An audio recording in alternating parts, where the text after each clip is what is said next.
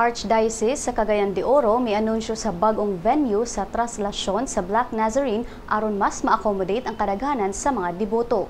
Kahinumdumang gawas sa Black Nazarene sa Manila, aduna sa replika gidala sa syudad sa Cagayan de Oro alang sa mga deboto sa Visayas ug Mindanao.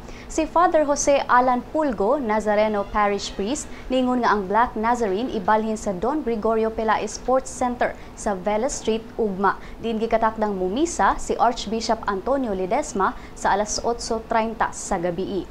Ang paghawk ug paghikap sa imahe ipahigayon atol sa vigil. Sa dili pa ang 3:30 AM Mass ug ang traslacion mismo sa Biyernes. Ibalhin ang Black Nazarene gikan sa Sports Center ngadto sa Nazareno Church sa CM Recto Avenue sa alas 4:30 sa kaadlawon ug mosunod ang mga misa nga adunay interval nga matag 2 ka oras sugod sa alas 7 sa buntag.